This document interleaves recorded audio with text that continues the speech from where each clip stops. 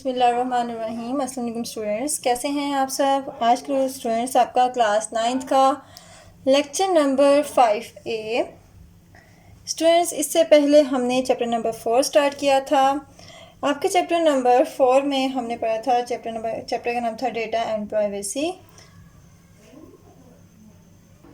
इसमें हमने पढ़ा था confidentiality, privacy, fraud and misuse, patent, copyright and trade secrets and sabotage. ठीक है स्टूडेंट्स, हमने लास्ट टाइम कवर किया था कॉन्फिडेंशियलिटी एंड प्राइवेसी। आज हम पढ़ेंगे fraud and misuse.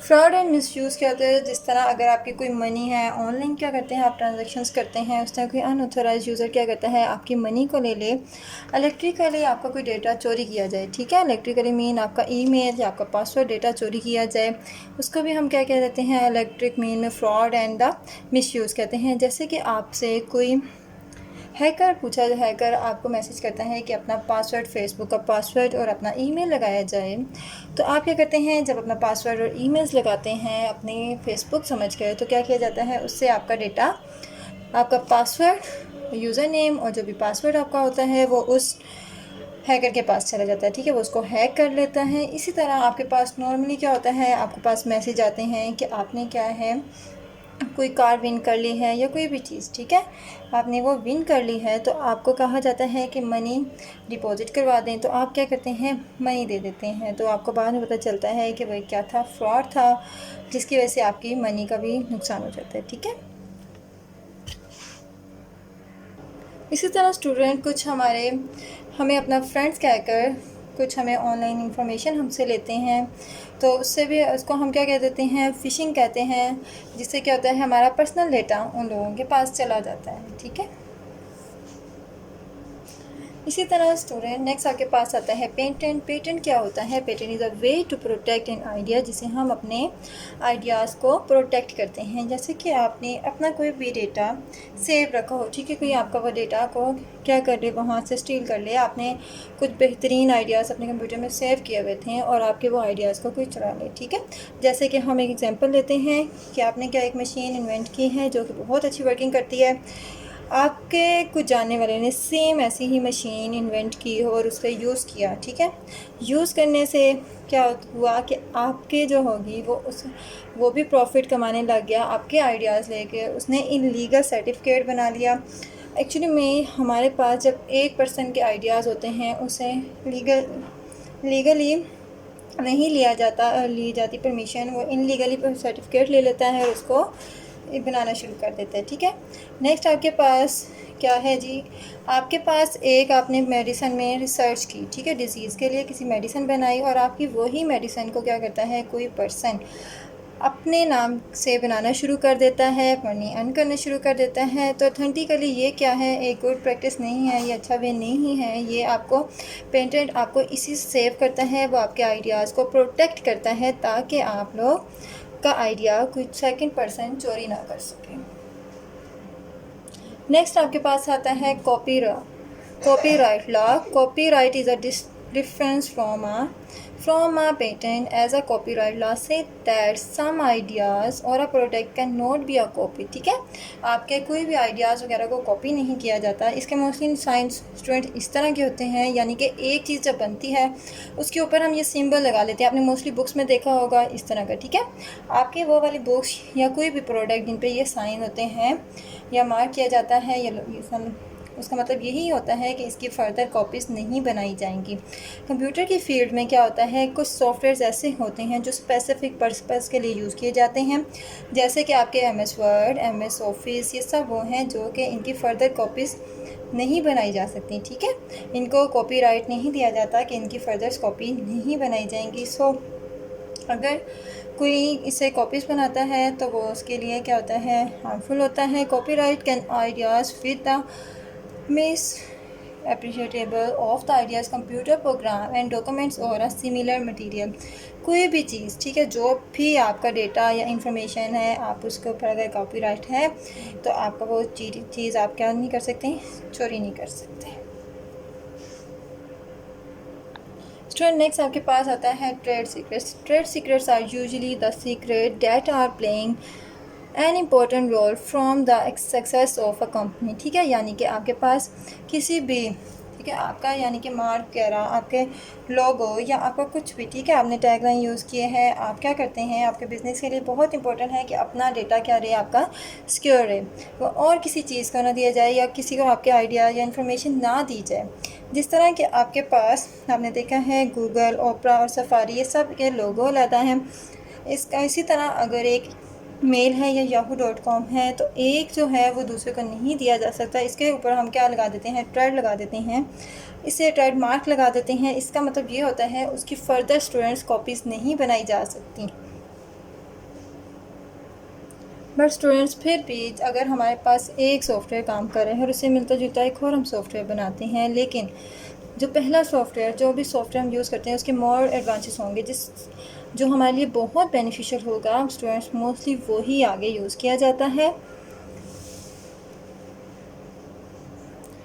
Student next आपके पास आता है sabotage. Sabotage is a serious attack on a computer system. Actually में वो सीरियस अटैक क्या होता है, जब भी मोस्टली आपको कहा जाता है कि फ्री डाउनलोड कर लें कोई सॉफ्टवेयर, आप लोग क्या करते हैं, एक्चुअली में वहाँ पर हैकर का क्या काम होता है, हैकर क्या करता है, आपके कंप्यूटर में आपको कहा जाता है कि ये चीज़ ऐड लगाएं, यानी कि अपना डेटा दें और आप उसको डाउनलोड कर लें। जब आप अपना डेटा देते हैं तो हैकर क्या करता है, उसके रिटर्न में आपके कंप्यूटर में सॉफ्टवेयर के डाउनलोडिंग के साथ ही वो आपको वायरस भी दे देता है, जिससे क्या होता है वो आपके सिस्टम को नुकसान देता है और आपके सारे सिस्टम में क्या होता है, वायरस स्प्रेड हो जाता है, जिससे आपकी इंफॉर्मेशन, डेटा, जो भी आपका डेटा होता है वो सारा उसको डिस्ट्रॉय कर देता है। यानी डिस्ट्रॉय करने का मतलब ये है उसमें चेंजिंग आ जा सकती हैं, आपका सिस्टम स्लो डाउन हो जाता है, आपके सिस्टम की वर्किंग रुक जाती है, आप जो सी फाइल ओपन करते हैं वो फाइल्स ओपन नहीं होती, आपके डुप्लीकेशंस हो जाती हैं। स्टूडेंट नेक्स्ट आपके पास आर्टिकल आता है 4.1.2 safeguarding privacy of others. Students आपने मोस्टली रोड पर देखा है कि आपको बहुत सारे साइन बोर्ड नज़र आते हैं कि स्पीड स्लो डाउन, ये सब नोटिफिकेशन क्यों होते हैं, ताकि आपके प्राइवेसी दी जाए और आपको सेव रखा जाए। ठीक है, नेक्स्ट आपने मोस्टली देखा हुआ है कि कैमरे से तस्वीर ली जाती है जब आप कहीं से जाते हैं, तो वो भी सिर्फ इसलिए कहा जाता है, इससे पहले आपको बताया जाता है और ये सब ये इसीलिए किया जाता है ताकि आपको सेव रखा जाए किसी भी हादसा से।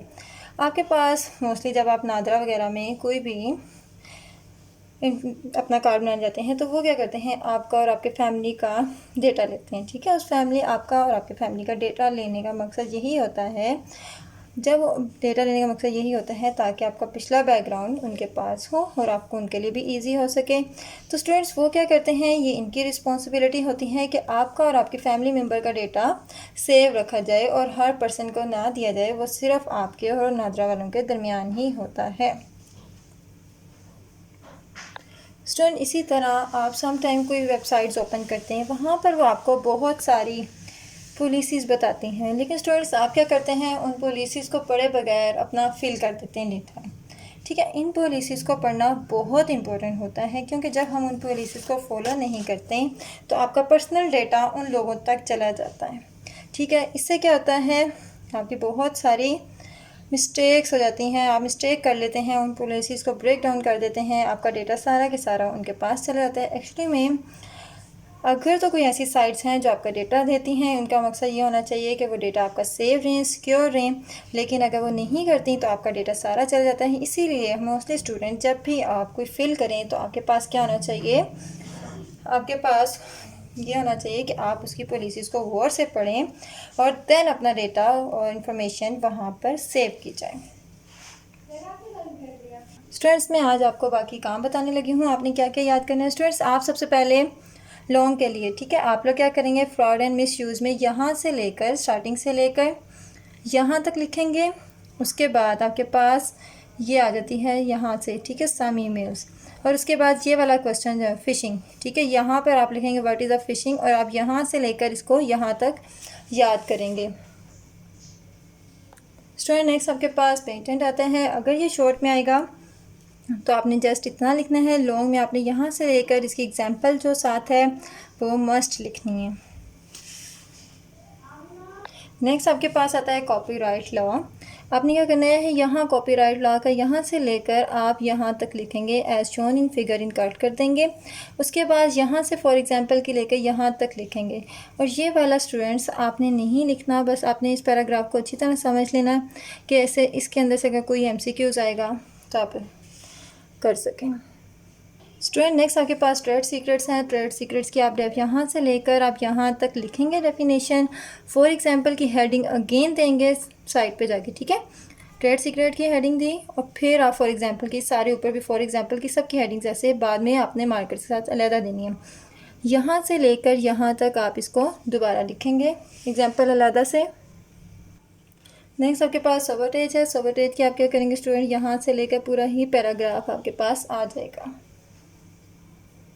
स्टूडेंट नेक्स्ट आपके पास आता है safeguarding privacy of the other. Student यहाँ पर आपके पास ये 3 डेफिनेशन एग्जाम्पल्स ही आती थी, ये आपने एज आ याद कर लेनी है, ठीक है। नेक्स्ट आपके पास ये देखें CCTV स्टैंड्स फॉर, ये आपने याद करना है किसके लिए स्टैंड होता है। यहाँ पर नादरा था, नादरा किस लिए स्टैंड्स होता है, ये सब आपने क्या करना है, याद करना है।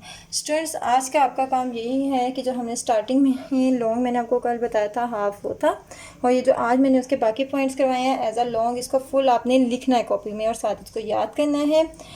और जो मैंने आपको थोड़े थोड़े शॉर्ट क्वेश्चन बताए हैं इन्हीं से रेलिवेंट आप दोबारा अगेन उसको लिखेंगे कॉपी पे।